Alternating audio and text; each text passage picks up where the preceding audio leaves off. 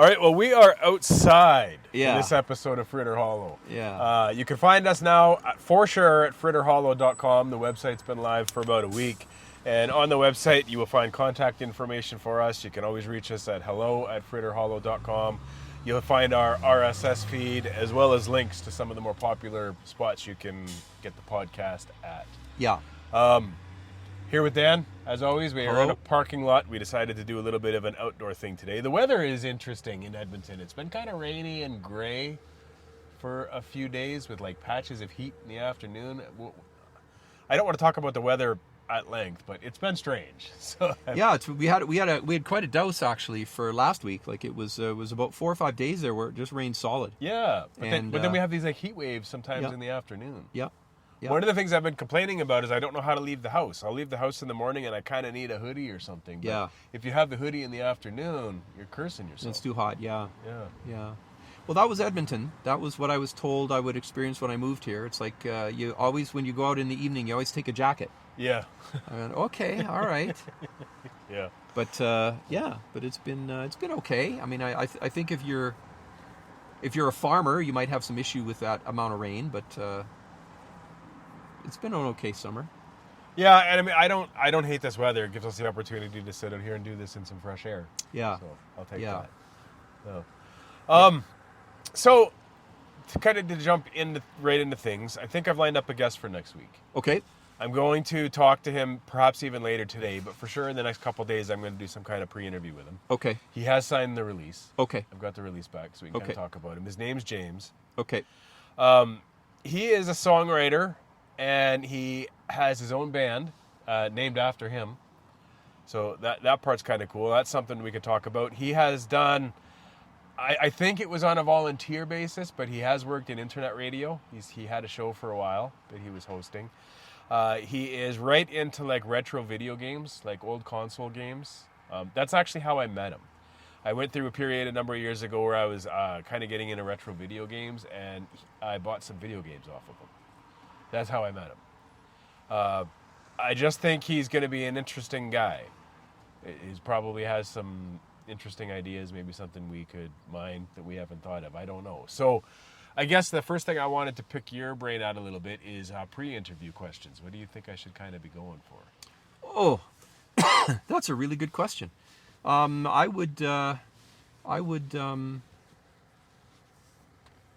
I'd need to think about that. Yeah. Yeah. I mean, his interests for Yeah. sure. Like, Yeah. and I'm interested. I do want to talk about the internet radio with him. Yeah. I find that like it's interesting to me. Like the concept appeals to me. Like having your own internet radio show, that concept appeals to me. But in today's world, I just don't think anybody cares. Like I don't think anybody even tunes into internet radio. I've never met one person that is like a fan of an internet radio show. Have you? Well, I mean, that's kind of the world that I came from. So, I mean, yeah, I know. That I know still is people listening that to do it, though? Well, I don't think it ever really caught on. Yeah. Yeah, like I mean, to the general public. I like Sirius radio. Like I think radio Yeah. radio has some real advantages from a listener standpoint. It really does. But I just don't think this modern world gets it. Well, I think what happened is we had a little bit of a transfiguration, if you will, because YouTube, largely took over for that audience. Yeah. I mean, terrestrial radio is pretty much dead now unless you're in your car. I don't know too many people that have a radio on their counter and they listen to the radio all day long. Like I don't know about that anymore. Yeah. So now you've got YouTube, you've got satellites, obviously, you've got that in the car. You've got streaming, you've got Spotify, you've got audiobooks that sort of came in and took over, in a large way. Yeah. And then you've got the whatchamacallit, podcasts. Right. So podcasts are essentially internet radio. Yes. And that's kind of where with James, that's one of the things I think I might want to touch on. Like there is a lot of commonality between the radio I enjoyed in the 90s, like the Art Bell type stuff, the talk radio that would happen at night. I really, really appreciate that. And you're right, it does have a lot of overlap with podcasting. But radio kind of gives you some advantages in that people can phone in. Yeah, well, radio is real time, and it's kind of in a time and a place, right? Like that's the problem. And like that matters too.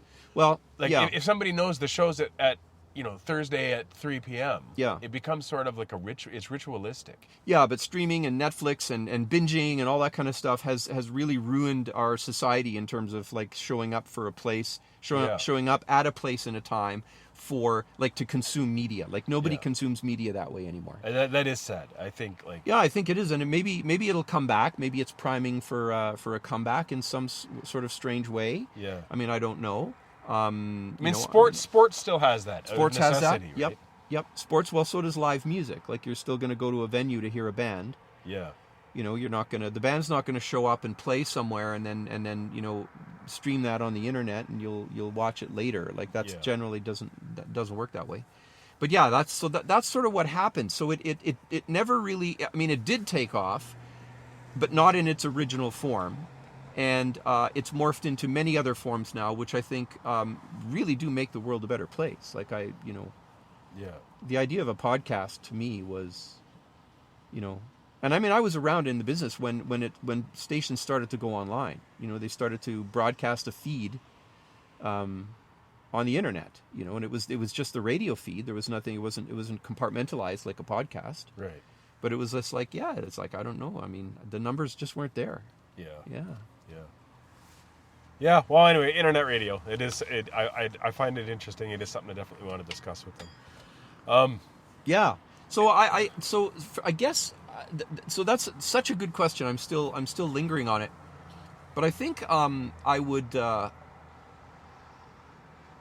say off tape. I would say what's your history? How did you get here? What's your story? Yeah, and then listen to that, and then kind of make a note if there's anything in there that you would want to ask again when the tapes are rolling, right? Yeah. Like that's kind of what it is. Because I was also thinking I'd probe into like what he'd do if he could do certain things again, like interests that he didn't pursue. Well, that might be a good question. Yeah, that's a good question. I mean, there's no reason why you can't re-ask any of those questions. Right, while tape is rolling. Yeah. But tape, of course, being digital, being a metaphor. I like the term. Yeah, and what was I going to say now was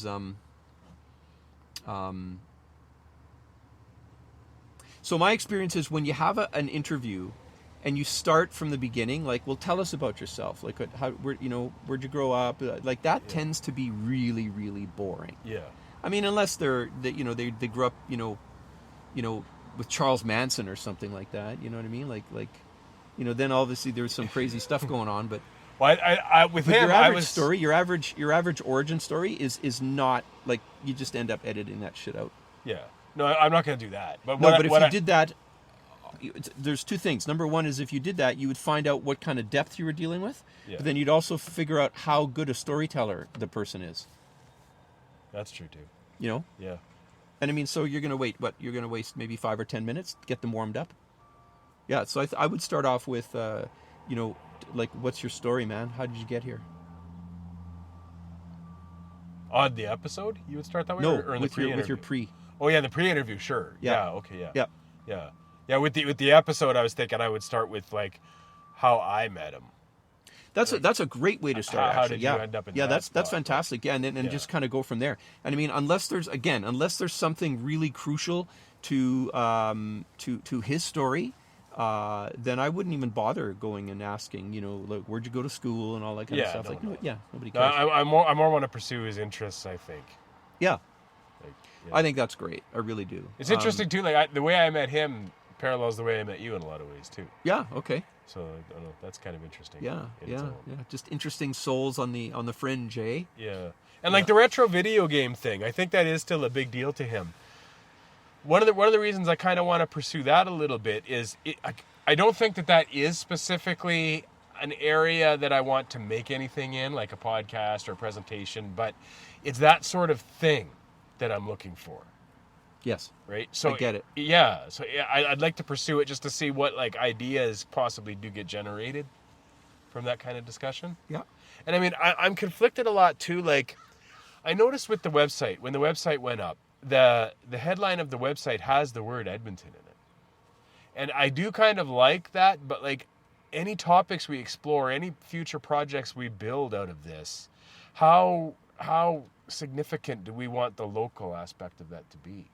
Well, again, I think the our North Star is that we're doing it for us. Yeah. So whether it's in there or not, I don't think it matters. Like, I mean, I noticed that as well. Like, if we were doing a commercial venture, Yeah.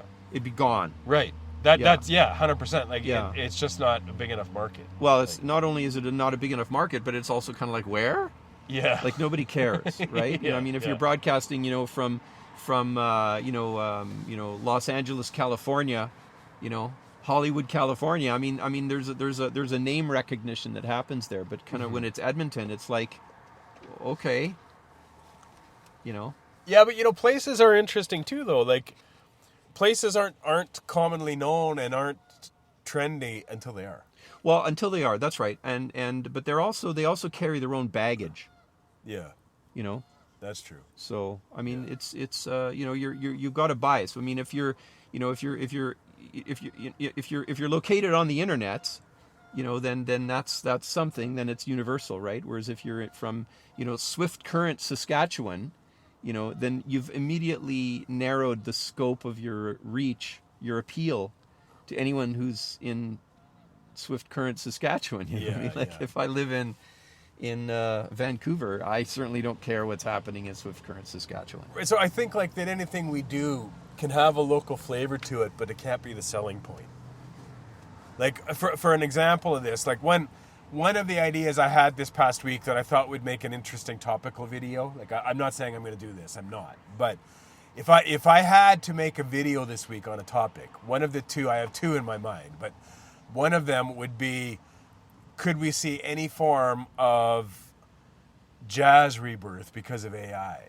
Right? Like jazz is so opposite of what AI brings to the table in my mind that I think that it could be like we could see a reborn interest in jazz music. So if I was to make a video about that right now, or even just do a presentation or even a podcast on that right now, it's a topic that is not local, but it would have to be presented from a local context because I am here. And the only people that I can get in the room really realistically with the interview are people that are either here or passing through here. And the only club I would be able to go to is in Edmonton. Like, you see what I'm saying? So, like, it wouldn't be like, Edmonton wouldn't be part of the pitch. It wouldn't be, but it would have to be part of the story. Yeah. There's ways of doing that. I mean, like, one of the things I really like about the internet is the fact that there's people out there that are making their own home stuff cool. I've always admired that. Yeah. And I think at the end of the day, people, again, as I said earlier, people will have their biases based on the location. Yeah. But at the end of the day, good is good. And if you're doing really good work, it almost then sort of doesn't matter. Like the location takes a back seat. But if you're actually going to, invite your location to the party, then that almost gives it the cool swagger. Do you know what I mean? Yeah, like and people will compare the similarities and differences between where they are, and it makes it interesting too. Like if you try to be location agnostic, I think you water down the story. Yeah, you do. I think so. You're also not true to yourself then, because you're kind of like you're hiding that, right? Yeah. But I mean, I look at on my YouTube feed, not so much now, but before. There would be videos that come out that people from Edmonton would make about Edmonton. Yeah. And they had like, in some cases like 20, 30, 50,000 views. Yeah. Yeah. And I did a really high quality show, a music show, that, it would struggle to get 2,500 views. Yeah. Yeah. And in most cases it was like around 500 views. So now, I didn't play the algorithm game. We didn't promote it in any way, shape, or form. There was no money spent on it, and it was largely the person who their friends and family who would watch it, and maybe 4 or 5 times each, and then that's how you got your numbers. But I mean, which I'm starting to think is a mistake, by the way. Different conversation for a different time. Okay, but I mean, if someone was there in the room listening to that music. And those performers, there's no reason they would not like it. Right. and then if we transmit, or if we transferred that to a video and try to keep it as true to the performance as possible, which is what I did, there's no reason why people wouldn't like that. It was just a matter of not being found. Yeah. You know? Yeah. So why are people finding, I mean, like, you know, 6 reasons to move to Edmonton, or 6 reasons why Edmonton is, you know, whatever. Like, how are people finding that? I guess that's the question that I would ask. But anyway, it doesn't matter. The point I guess I'm trying to make is that, you know, there's a young guy. Here's my example. This is what's been bouncing around the back of my head up until now.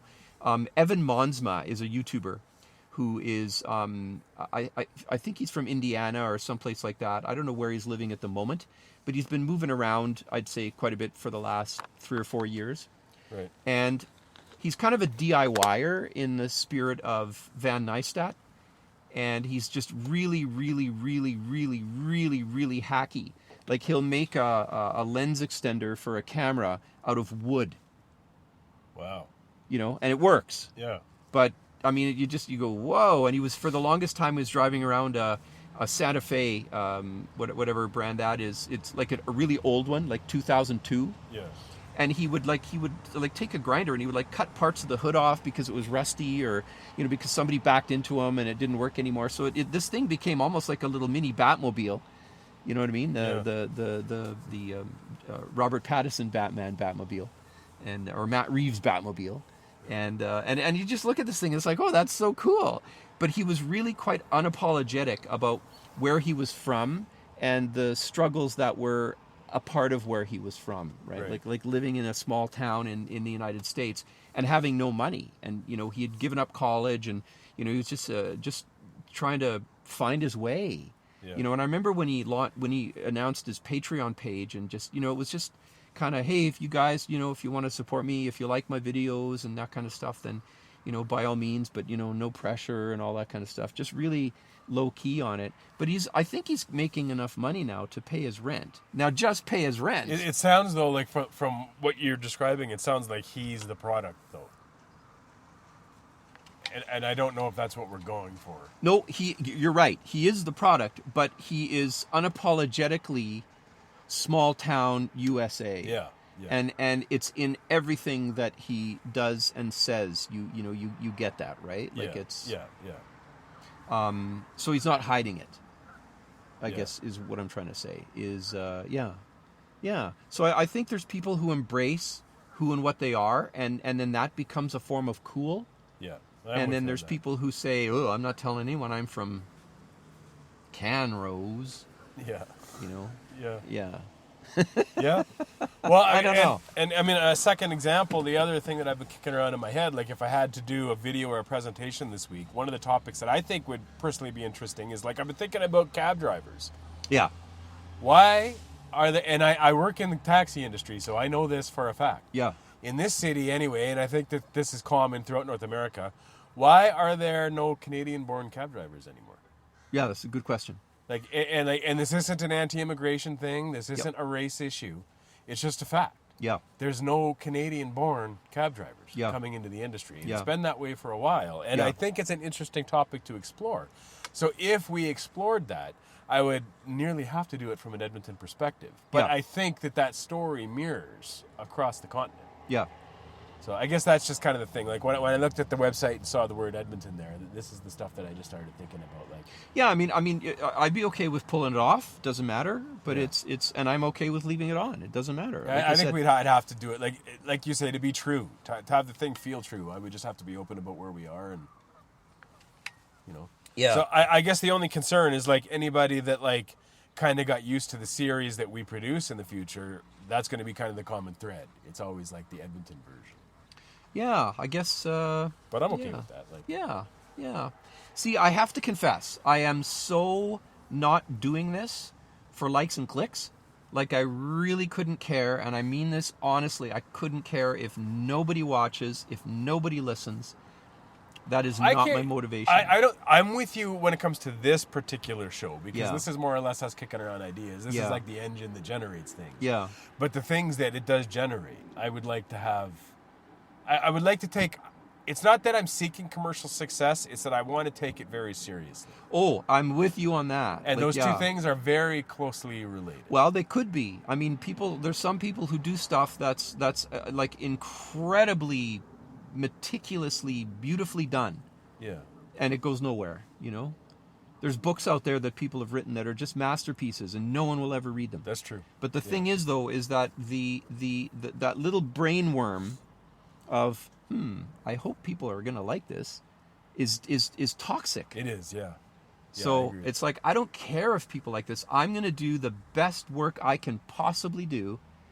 And if it's for an audience of 1 or 2, that would be me and you. That's good enough, man. That's good enough, you know? This is interesting because what you're saying now does conflict a little bit with advice you gave me before we turned the mics on about one of my songs. I'm not saying it conflicts exactly, but a little bit. Well, no. I mean, you were suggesting... But I said, you need to do you, basically. I said, you need to... That's true. I said, when it weighs it out, it's got to weigh in your favor. This is what you want to hear. But there's no harm in making observations that you might be making decisions that could alienate a more general audience. Correct? Yeah. Or, I mean, if you acknowledge that, sure. But as I say, I mean, I worked with a documentary company, you know, a number of years ago. And it's funny how time flies. It's unbelievable. Yeah. But I worked with them for a while, for a period of about 3 years, and we worked on a documentary series actually, and it was in its way, it was so well done, but it couldn't. They got nominated for an award for every episode. Every single episode got nominated for an award, but it never won. And it was always, you know, CBC won, or this documentary company. It was always somebody fancier and bigger and you know, with a much larger budget that won. Yeah. So you can look at that and say, you know, when it comes to the awards game, and that's what it is, that this is how it works, right? But whether they won an award or not didn't diminish the work that they put into it. Right. And I guess the point I'm trying to make, I'm not really making a point here. The point I'm trying to make is that I always advise them not to submit to the awards because it didn't matter. Yeah. But they did anyway because they needed to play that game because they have to raise funds. It's publicity. It's their own validation. Yeah. Somebody recognized what we did. And we're going to face a degree of this too. Like whatever projects we end up building out of this, we're going to have to consider publicity at some point. Like we will, and we are, and we will. But it largely it won't be me. Yeah. Right. Like I have no interest in that. I'd be rather working on the next one as opposed to. I'm kind of with you, but if we don't doing the book tour on this one, right? Like if we don't do some publicity though, like we don't get out there. So well, and that's okay, and that's where Fritter Hollow needs to grow into. It needs a publicity arm. We need a publicity person. That's right, exactly. Someone to do PR and promotions. But because that, as I say, that's so not where I'm at in my life anymore. Like I spent I would say half my life working in that field. Yeah.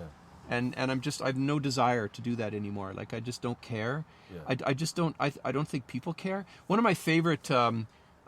Tactics was from Black Irish Publishing. Black Irish Publishing is I can't remember the second partner, but Stephen Pressfield is one of the co-owners of Black Irish Publishing. Stephen Pressfield wrote The War of Art. And I'm halfway through that. Yeah, and a series of books. There's actually 5 or 6 of them now that are like sort of companion works to it. Yeah. Because they're short little tiny books, right? But they're insanely inspiring, and you know they'll get you unstuck if you let them.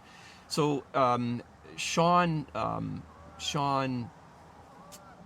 something is the co-founder of the other co-founder of Black Irish Publishing, and when they take on other companies as well. It's like a small, medium-sized publishing company. Like I don't know how many works they do a year, but Sean is an editor and a writer. Like he's a wicked editor, excellent book editor.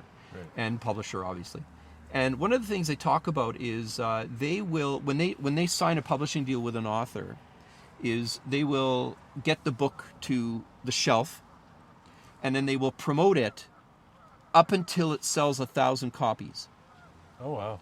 And then at 1,000 copies, it's done. It's over. It's on their website. You can still order it off their website or Amazon or Barnes and Noble or wherever you get it. But there isn't another tweet. There isn't another Instagram post. There's nothing because after 1,000 copies, it's word of mouth. It's word of mouth, and if it can't sell itself by word of mouth, then it isn't any good. Done. I do kind of like that. Done. Yeah. And so that's it now. So I'm so enamored by that philosophy that that's it. And so that's maybe in a way that influenced me with the music show, where it's like, yeah, you know what, we're going to put it out there, and if friends of friends of friends isn't enough to make it go viral, quote unquote, then it doesn't deserve to be. I'm conflicted on this friends of friends thing. Like, I don't know anymore if I even really want to tell people I know that we're doing this or much else, because it's not. Friends want to be supportive, which is great, but what for an audience, what you really need is people that are interested. Yeah, but it's a numbers game, right? Like if so and so tells so and so tells so and so, and that person happens to be a book publisher or happens to be, the general manager of a television station. You know what I mean? Like then they know people, and they say, hey, there's some networking built in. It's that's the power that you want to kind of break into, but it's a little bit. I mean, it's really random. Yeah. Yeah.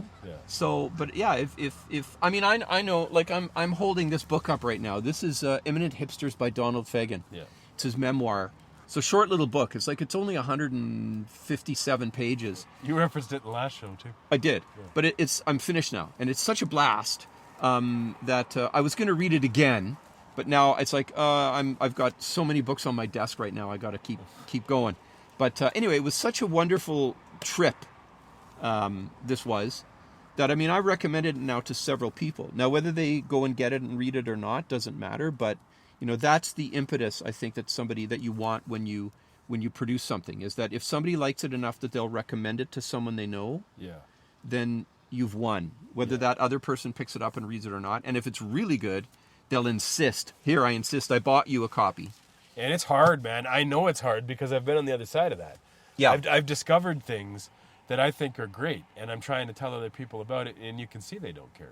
That's right. Yeah, exactly. So it's really an uphill battle. Like. Yep. Well, again, and that's where the internets are really good for, the whole thing about influencers. I remember watching, I think it was, I don't know if it was a podcast or if it was a video channel. I forget now because it's so long ago. This was like 2007, 2008. Maria Popova was her name. Yeah. And it was the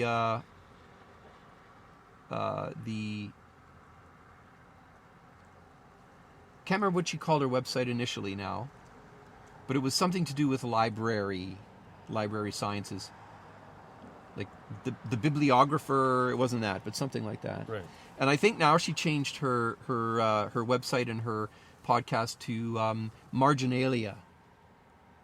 So marginalia are the notes that you leave on the margins of books that you write. That's called marginalia. And I thought, okay, that's clever. Maybe a little bit by half, too much, but I was just gonna say that. Like, if people don't understand what you're getting at, it can be lost. No, but but she would read a book. I think it was a book or two a week. But she would come out and she would do these amazing book reviews. It was a blog. That's what it was. So it was 2006 or 2007 that she started this, and she started a blog of book reviews. It was basically book reports. Right. But they were so in depth and they were so rich to read that, in a lot of cases it made you want to go and read the book. And so if you were putting out a book in 2010-ish and you didn't know who Maria Popova was, then you weren't doing your homework. Yeah. So, I mean, that's just kind of, the internet became a home for so many nerds, it was unbelievable. Yeah. And then some of them really went for it, and they became something, incredible. And the communities are a big deal. Like, kind of back to what I was saying about, I'm not sure if I want friends to be much of an engine as far as like driving the promotion of the show. If you discover something that you think is good in a specific area, whether it's chess or football, it really doesn't matter, right? You can walk around and tell all of your friends that you discovered this piece of media that's great on this topic. If they're not into the topic, they're not going to, it's in one ear and out the other. Yeah. Even though you know them. But if you're a part of an internet community where maybe you don't know people, but the interest is more common, then you saying, well, I listened to this podcast, it was about this topic, it was great, carries a lot of weight and probably more influence. Because they're, so like finding people that are just interested in either the topic or that kind of thing is better. Like, even if they're not into the topic, if it's a podcast and you know this person likes podcasts, you have a better chance than with just Joe Public. Right? So I think that's worth putting a pin in, because that's 100% correct. You're absolutely right on that in terms of like the mechanism. Yeah. But that being said, again, if your goal isn't to promote what you do, but just to simply do what you do, then yeah, I mean it's you. I mean, I guess it's better than showing up, for a holiday dinner at a relative's place and say, so what have you been doing with your life? It's like, oh, well, I've been doing this. If you want to check it out, here it is. Like that's kind of what I mean by that. Like certainly not that your family or your friends will support you or help get you recognized by the algorithm. I mean, that's not going to happen. Yeah, and I think it might even be harmful. It could be because they listen to half and bail. Yeah. Or like that, and I think that like the algorithms of all of these, whether it's YouTube or a podcast hosting service, I think they pay attention to that shit. Yeah, the algorithm does. And if people are bailing halfway through, it hurts. Yeah, I don't know how the algorithm works, but it's some kind of voodoo, that's for sure. Yeah. But but I mean, again, just sort of getting back to what you said earlier about not doing it about doing it for the thing. Mm-hmm. That's like the phase that I'm in right now is so anti-promotion, because I want to try and maintain that purity of work, and I'm going to confess something now, and it's just a little bit of a thing that I'm going through, but I've got a number of projects on the go myself personally. I've got some book projects, I've got a couple of video projects, I've got another podcast that I'm working on, and then a little graphic novel project I'm working on with an 8-year-old, which is an absolute blast. And so, I've been doing vectorizations of characters and just kind of getting them, not modeling them, but just getting 2D artwork renderings of them and stuff like that. And there's quite a bit of joy in that. But there's enough diverse projects that as I've sort of weaned myself away from YouTube now and other media, I listen to podcasts still. But I'm looking at it, and it's like, well, what should I do now? And where I would go to a YouTube podcast for some intellectual stimulation, I'm opening up the computer now. It's like, well, what should I be working on? And the truth of the matter is that aside from the little graphic novel project, most of the ongoing projects I have right now, I just don't want to do them. Wow. But I have to, because this was the whole point of getting to where I am right now in my life, was to finish these fucking projects. Yeah. And so, dude, finish the fucking projects. When you get started on one, does it change for you? Yeah. Yeah. I go through a version of that too. But it's priming the pump. It's getting that creativity flowing and once I'm going, it's like, you're like, don't stop me. Yeah. Yeah, I'm very similar. Yeah. I understand that. So, and I mean, maybe that's because I'm doing too many things, I don't know. I don't want to break that down into a psychological evaluation now. But it's just that what I want to do is I want to re-fall in love with all those original projects where in the state that they are in now. Yeah. So that when it comes time, like, I'm going to work on the book, it's like, fantastic. It's like, let's go. You know what I mean? There's nothing else that I want to do. And I've got all the accoutrement that I need. I've got my little CD player that I've got jacked into my main system, so it doesn't matter what the computer's doing. I can still have the music in the background. Yeah. And it's good. It's a good place. But it just I don't know. I guess the point that I'm trying to make is that I'm pretty adamant these days about doing the work for the work.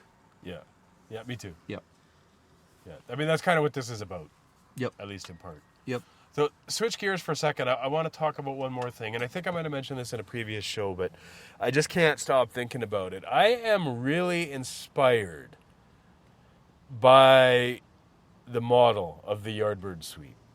And I'm gonna just for anybody that does happen to listen to this, I'm gonna be specific about what this is. The Yardbird Suite is a jazz club in Edmonton, but it's a private club. It's run entirely by volunteers. So it's not like when I first went there, I was kind of under the impression that it was like a bar, almost like a blues bar, but for jazz. And it is similar, but it's not that. It's not a commercial project where they're trying to sell you liquor. It's not about that. It is really about the music and about the community. It's entirely community run. It's reasonably priced. People that go there because they like jazz and they want to see the music and they want to be around other people that appreciate the music. And I just can't help but think what it would be like if, like these conversations me and you have, what it would be like to have a private members club that people that are like-minded went and discussed these things, and the facility itself continued to run because people voluntarily put the time into making it operate. That's a bit of an abstract concept, maybe. Do you follow that? No. I've sort of dabbled with that in the past myself. Like I used to have something called the Brain Trust. Yeah. It was just a stupid name. I mean, it's been used by many people. But the idea was that I would invite, and I did it twice. Yeah. But we would rent a hotel conference room. I would. Right. And I would pay for coffee service and, just some little light snacks and things like that. Little tiny bit of catering. But I would bring in people who who I thought would spark each other with either interesting conversation or debate. Usually 8 or 10 people. Yeah. And I think I saw a photo. You showed me a photo of one of these. No, that was a different project. Oh, okay. That was the future of work. Right. Okay. All right. Sorry. Continue. Yeah, that was a lunch and learn style kind of thing. That would have taken off, boy. I bailed on that really quickly because it became like that would have been the only thing I did. Right. But it was a complete failure. Like I only did it twice, because I couldn't. There's something about these kinds of conversations. There's something about the familiarity of place and knowing each other that kind of make you like leap from topic to topic, and it becomes kind of interesting. Yeah. But when you kind of put people together in an environment that's strange, they tend not to perform. People I thought would be, owning the room, didn't say a word. It was a very strange experience for me. I had to go back and, lick my wounds on that because, that didn't cost me a lot of money, but it cost money. Yeah. And I thought, okay, something obviously was wrong with this idea. Now, that being said, maybe if it was something that grew organically rather than, like in a lab, because that's kind of what I did. Yeah. I see what you mean there. I agree with that too. Yeah. I guess I'm saying, like, if we start doing, like, even just with this show, if we start having like one person, so then there's 3 of us more often than not. Oh, I would love to see where and that then, goes. over time we meet a few and we can start to assemble a bit of a larger group from time to time. Yep. Like that could turn into like a self-sustaining process. Yep. Well, one of the things that ChatGPT had said, and I really liked it, was it said it's a space and it's a table. It's a podcast table. And I thought, ooh. So if you were to have like an actual table, like you went and got some, I don't know, 14-person dining table or an old boardroom table or something like that, just put a whole bunch of mismatched chairs around it, then it becomes the table. Right. You know what I mean? And it's like, so how many people are around the table today? Like we've got 8 people today. Wow, this is going to be a good one. So yeah, it turns into kind of like a community. It does. Yeah. But centered around the table, right? Yeah. I think that's a great idea. I do. And I mean, earlier you said like we could kind of use a PR person. Right, like that's where I see like I see what you mean, yeah. The potential beauty of this, like the community itself could be generating projects. Oh, okay. But then the community itself is also like working on this, right? Like it's that's a bit of an ask, but okay, yeah, that's interesting. Yeah, see, I thought if the community would be a community of participatory fans. Yeah. Like just people who like to just bullshit one another. Yeah. Yeah. And you get together once a month or whatever, or once every 2 weeks or whatever it happens to be. And, everybody brings their own coffee. Like you keep it as low cost as possible. And everybody that has promotion built in. Because you've got however many people that are involved and Yeah. telling people just because they're involved. Yeah, but that's the friends of friends and stuff like Yeah, that. it's again. problematic that Yeah, way again. yeah, Yeah. But I mean, if you were to, but then all of a sudden, if you were to expect that each participant also had a role, I think that might be then too much. Because you're depending on them? Yeah. Well, Yeah. then because then now it's not just once every 2 weeks or once a month or whatever the case. I go and hang out with a bunch of cool dudes and dudettes and and chit chat.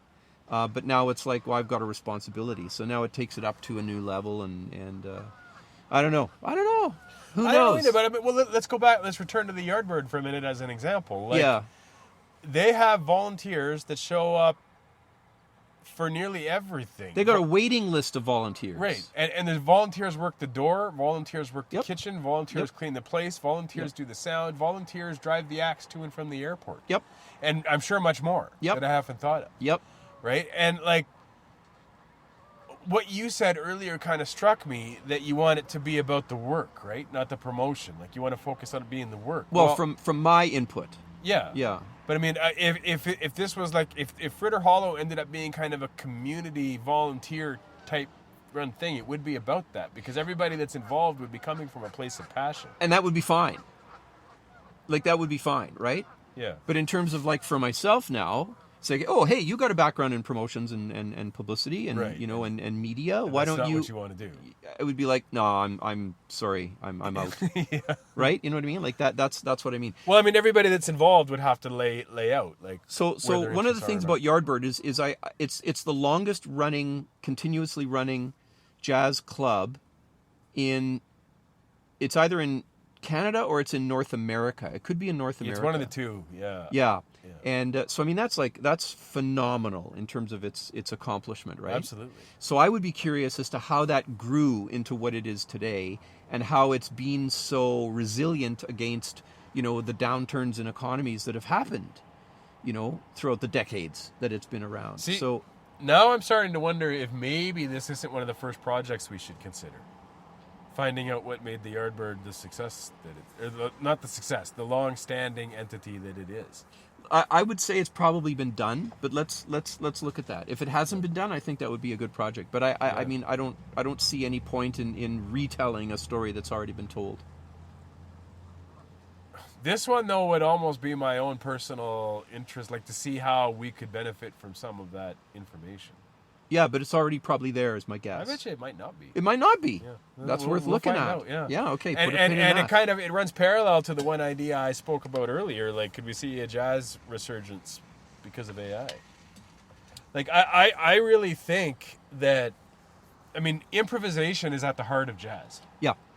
And I really think that improvisation, not just in music, but just in life, is going to see some sort of resurgence because of AI. Like, I hope so. and an example I've given of this is, when we grew up, book reports were common in school. That's right. Right? Or you would have to write a paper on something. Yep. I don't think that they can do that anymore, because people are just using AI. They're not doing the research. Yeah. They're not doing the writing. Not even reading the book. Right. Yeah. So I'm not a scholar and I'm not an educator, so maybe I'm way behind the curve on this, and people, better thinkers, are ahead of me on this. But the only antidote to that I can see is telling somebody, a week from now, you're going to stand in front of this classroom with no materials and tell us about the beaver. Yeah. So you better go learn everything you can about the beaver and Yeah. think about what you want to say, because Yeah. you're not going to have any paper to read off of. Yeah. Yeah. Like, and that's a form of improvisation. Yeah. Right? And I think that like that kind of thing is going to become more popular and I think more appreciated. Yeah. Like AI music, even if it gets to a point where it's better than the stuff that's being produced, it probably won't get better, but it will definitely get cheaper and faster. And cheaper and faster in our society tends to win. But you can't be replicated live in any meaningful way. And it can't be replicated live in a way that speaks to other people in any meaningful way. So I think that we're going to see a lot of singer-songwriter stuff potentially break again too. Well, I think we're that. Yeah, and I mean, I've been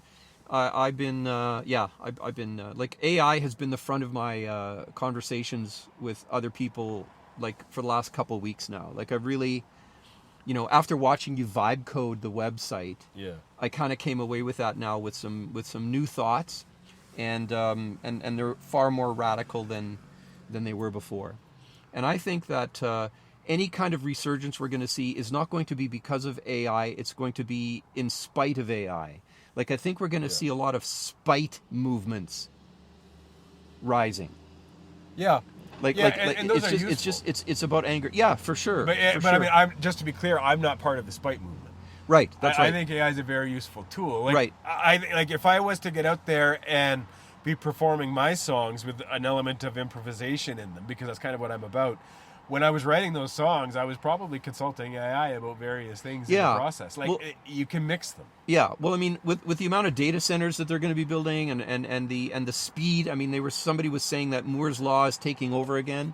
You know what I mean? Because of just the rapid acceleration of the progress. I think if you think that in 2 years from now, that AI is not going to be able to improvise jazz in ways that will rival or even eclipse some of the best, then you're delusional. That's what I think. However, that being said, whether it people can't watch it live though. It's not interesting to watch live. No, I agree. But what I'm trying to say though is that as an end result, as a product, right? The fact that it can do it doesn't necessarily mean that you will want it, right? That's what I'm trying to say. Right. And so it's kind of like, well, I know AI can do it better. It's the same thing as people going back and using tape machines now. Yeah. Like a lot of the YouTube producer community people, it's like, oh, I got this Revox tape deck. And it's like, oh yeah, all right, great. Make sure you have a bottle of isopropyl alcohol and some extra long Q-tips, because you're gonna have to be doing maintenance on that damn thing. You know, like you think this is funny. Some people want that experience. Agreed. Sometimes it's about the experience. Agreed. But when that was your only option, it sucked. Yeah. When the tape hiss coming from your little 4-track Fostex was the only option. That's true. It sucked. So I mean that's the point that I'm trying to make now, is that people are finding out that your retro schism obsession is for you, and it's momentary. You're going to get over this shit, trust me, right? Yeah. And that's what I mean to say now is that we're going to get to a point where it's like if you were to argue, like everybody right now talking production wise, if everyone talking production wise saying, well, why wouldn't you just mix in the box? Yeah. Like, why do you need to run through an SSL console? Like, why do you need to spend $400,000 on a console? Yeah. You don't. Yeah. You don't. Any producer who's been around the block a few times will automatically say, yeah, you know what? It's gone beyond that now. If you're telling me you can tell the difference between a digital copy of a vinyl record and the actual vinyl record, I'm calling bullshit. Yeah, no, I'm with you. So that's where we're at right now. So we're going to get to a position very quickly where AI is going to be able to improvise blues or jazz or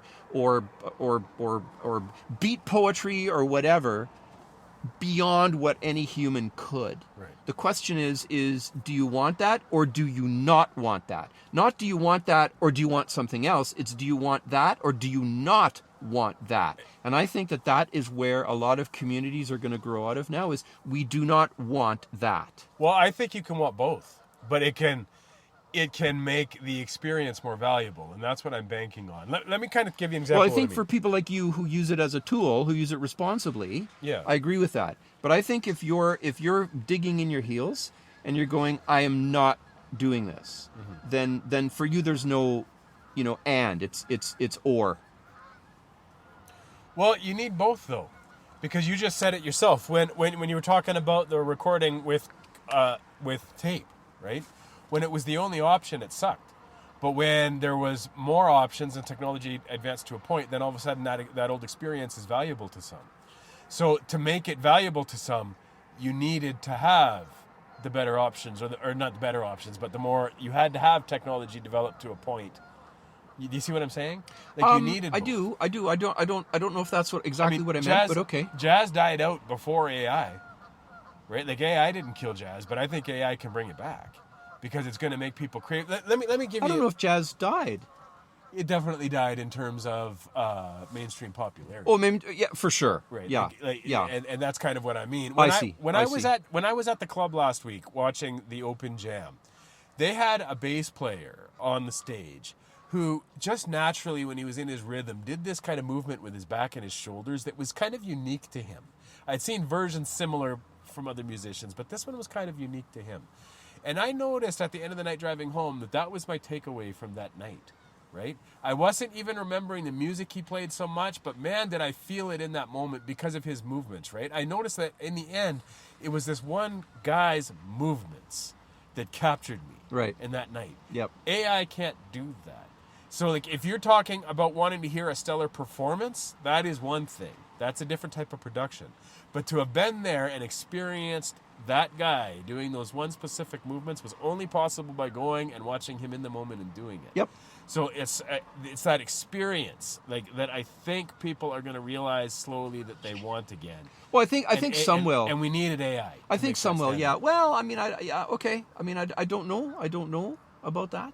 But I think the spite is going to be another form of bigotry, is what it is, right? Like there'll be people who are bigoted against technology or against AI. People need causes. We are a species hardwired to struggle. Yeah. And some people will view this as the new oppression, and they'll rise up against it, and that'll just be their fucking campaign. Yeah, and I think that there's opportunity in that for a great many things that will benefit society and the individual, right? Yeah. You know, like I mean, like I know a couple of 8-year-olds that are 8-year-old girls that are doing needlepoint and crocheting. Yeah.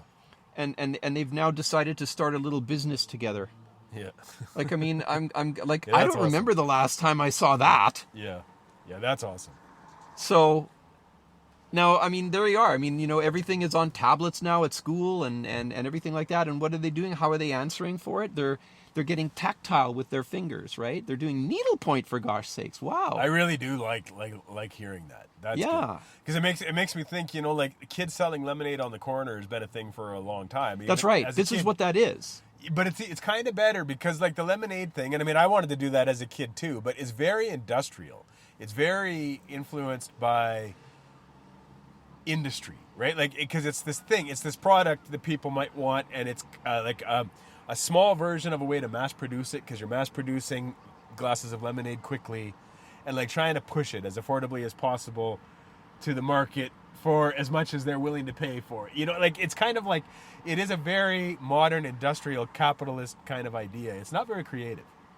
And for what you just described, that's got more creative. That is more of like a hands-on, handcrafted art. Like my personality is in this end product type thing. Yeah. The lemonade stand doesn't have that. Lemonade stand is kind of gross in a way.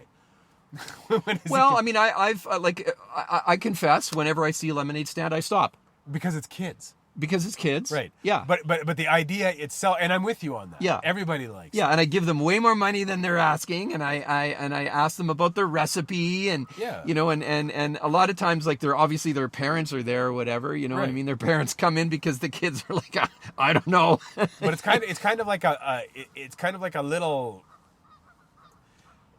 It's like rubber stamping out little capitalists. It's like capitalist training in how to industrialize something.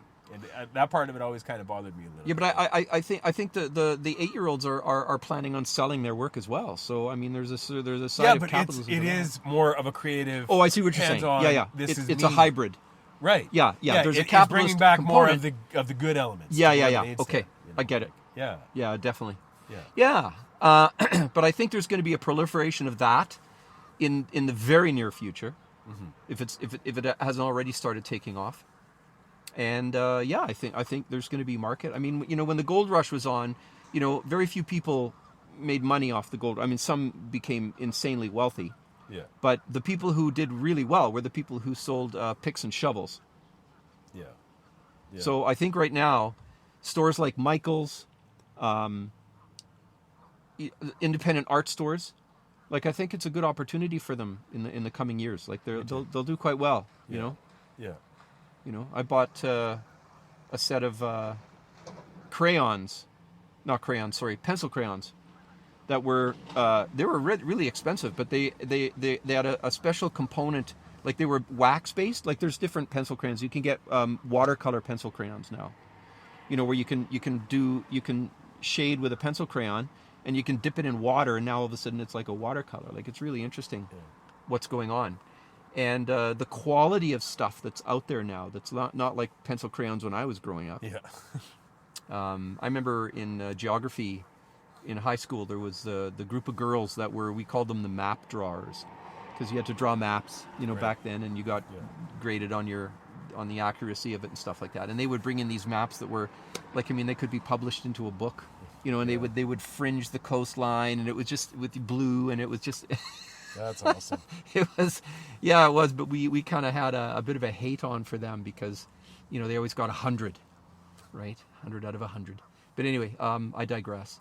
Yeah, no, I think that it's, I like the idea of,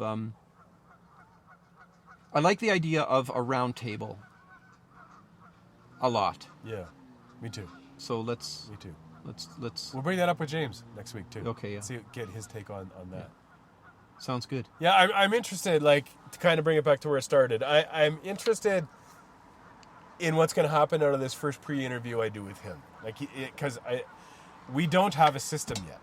And maybe we won't have an exact, like, template. Maybe a template will never exist. But I don't exactly know what to ask in this pre-interview. It's kind of, like, exploratory. Yeah, and like, again, one of the reasons we're doing this is because you have a desire to do interviews. Yeah. We don't have to do this. I enjoy people, and I think that, like, So most just of my good freeform it. ideas come from those conversations. Yeah, just freestyle it, man. Yeah. Yeah. I'm gonna. Just have fun. At least in the pre-interview, and then that'll give me sort of Yeah. a question list kind of to bring to that. Yeah. I don't know. You are old enough. I'm not being insulting here, but do you remember Zosky, Peter Zosky from CBC? Not by name. Okay, Morningside was the show. It was legendary, world famous. Peter Zosky. There was only one Peter Zosky. I'll have to look into him. Yeah, he had a wonderful interview style. Yeah. Yeah, all I can say for I tend to not... I notice a lot of interviews, they ask about the thing and not the person so much. Yeah, the person, yeah, for sure. There's different... I'm the reverse of that. Yeah. Yeah, there's different styles. The one thing that I've been listening to a lot of podcasts, again, for the last, I'd say, probably month and a half. Yeah. Just because I'm trying to tune my ear again to, like, what's happening, how are they being edited, like what's the content, what's the arc, like all that kind of stuff, as in getting ready for yours. Yeah. But there's a couple of interviewers that I really admired up until this week, because I heard them do an interview where they kind of halfway through they became quite antagonistic. No. And I thought, no. Now you're off brand, man. That's like, what are you doing here? Like watch it. First of all, you don't know what you're talking about, right? You're just reacting. And the second thing is you're just killing the vibe of this whole thing. Like the something happened that upset them. Probably, and made them something that was said that kind of just got their ire and they're pushing back, and it's like, that's human frailty, man. It is, but now they're like, that's not your job. Your job is not to do that. Yeah. Go back on at the end of it and say, wow, what that person said really pissed me off, and here's why, right? Do that, but don't do it during the interview. Don't switch from a conduit to a stopper now. It's like, I'm going to stop you on that. What do you mean by that? You like, don't do that. Anyway, so that's good. I'm glad you said that. That's something I need to keep in mind. Yeah, and that's the thing that I wish I knew when I was much younger. I would have had a vastly different career. Yeah. But I just, in terms of when you're interviewing someone, and it doesn't matter if you're interviewing the most vile person on the planet, just let them talk. Yeah, you're right. If you're interested in what somebody has to say, let them say it. Right to the end. Yeah. And then go and either edit it or do whatever you need to after that. But don't and for God's sakes, don't one up. You know what I mean? Because it's or don't try and bond over a similar thing. Like, that sounds really cringy as well. You know what I mean? Yeah. Like someone will say something quite nerdy or geeky, and then you'll respond with something equally nerdy or geeky. But you can bond, just don't try to force it. No, you don't bond, because if you bond, there's then some scenarios where I'd have to. Well, no, you remain open. You remain like water. But if somebody said something that, like, I just related to so strongly, how do you... You can say, oh man, I relate to that. Yeah. Like just be honest and leave it at that, right? Like you can be honest and open, Yeah. but you don't have to give them your story back. Is what I'm trying to say. Yeah. Okay. Yeah. Ask them another question that'll take it deeper. By all means, Like, don't make it about me. don't make it about you. Yeah, that part I agree with. Yeah. Fundamental rule number 1: don't make it about you ever. Yeah, it's a tricky thing. 'Cause It is You kind of tricky. want your personality to come across without making it about you. But it does. Like, because if you don't have some of your own personality in there, then the fact that it's you doing it doesn't matter. It could have been anybody. No, I disagree with you. Your personality is your openness. That shows your personality beautifully. Because again, you and your guests and your listeners, your listeners, not your guests, are there to hear that person's story, Yeah. not yours. If you want to tell your story, well, then you get someone in to interview you, and then you give your story. Do you see what I mean by that? I do. That's where a lot of interviewers go wrong, and they just completely get off the rails. So yeah, if you can do that, if you can be an open conduit for that person's story, again, no matter how vile, no matter how it challenges you, it doesn't matter. No matter how it offends you, just be open and let them tell their story. You have nailed it. I'm with you. I'm with you on that, and I'm glad you said all that. I want to push back a little bit. That like I think the interviewer can be a part of it, and I'll tell you why. Sometimes people are going to listen to a podcast because of the guest, but sometimes they're going to listen because of the host. Well, I think you earn your way up to that position. Yes, and Yeah. they can both matter. Like a guest can benefit because people listen to his show because of the host. I think you need to give me an example. Well, I mean, the monster one, of course, is Joe Rogan. Yeah, Like, see, how many people have come to know about one of his guests because they tuned in for Joe Rogan? Yeah, see, and okay, that's a great example, by the way. Yeah. And I can't stand when Joe Rogan is Joe Rogan. Like if he's quiet That's fair. and he lets the guest talk, I can watch the That's episode. one of his strengths. Yeah, He does that. it is. It Yeah, is. yeah. But when he starts taking over, man, I'm done. It's like, okay, next. Yeah, well, I can't stand Joe Rogan. I feel differently. Okay. Joe Rogan is interesting. I didn't like him until his podcast. Okay. And it's not that I didn't like him. My interests are different. Like I'm not a UFC fan. Yeah. I didn't like Fear Factor Okay. at all. Yeah, it was too I'm too queasy for Fear Factor. Right. Like, Yeah. So like, it's just he did that sitcom in the 90s. I Yeah. did actually Yeah. like that. but- Broadcast radio or news radio or something. Yeah, news radio or something. Yeah. Yeah. But like I didn't when that show was current, when it was relevant, I didn't realize that was like Joe Rogan specifically. Like in retrospect, I like that show. I appreciate that from him. But so when I heard he had a podcast, I didn't even tune in for a very long time. I just assumed I wouldn't like it. Because at the time, he made me think UFC and he made me think Fear Factor. And I just didn't give a shit about either one. And I'm a boxing fan, so it's not like I don't like combat sports. I just don't like UFC specifically. So, but then as I started, people kept coming at me with, oh, you should listen to this episode of Joe Rogan, blah, blah, blah. And eventually I relented and checked it out. And then that changed my opinion. I do like him. Because he does a lot of the things you're talking about. He's willing to let people talk. He's willing to let controversial topics come. Yeah. So I do have an appreciation. Well, and that's when he's on, he's really on. Yeah. Like he shuts up, he gets out of the way, and he lets the guest talk. But then he'll still guide the interview. You know, he'll still ask, you know, those important questions, and then let them talk. Like when he's on, he's on. Yeah. Man, it's just that he's not always on. Yeah, and then he loses me. So I guess that's my point. Is you know, my point has been made. Yeah. Yeah. Well, we can wrap it up there. I mean, Yeah. I'll do the pre-interview this week, and Yeah. I just hope that we can pull this off next weekend. I would really, at this point, like to do an episode with a third. So are you doing it in person? Oh yeah. Okay. Yeah. So then record it. Oh, the pre-interview. I thought you Yeah. meant the interview itself. The No. pre-interview.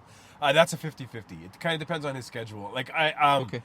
because I want to do the episode next weekend badly. Yeah. If we can fit it in. Yeah. I want to the priority is making the pre-interview happen. Yeah. So if that has to be over the phone, it has to be. But I'm Yeah, going to but- see if I can go to his house and just meet with him in the car for an hour. I see. Okay. Yeah.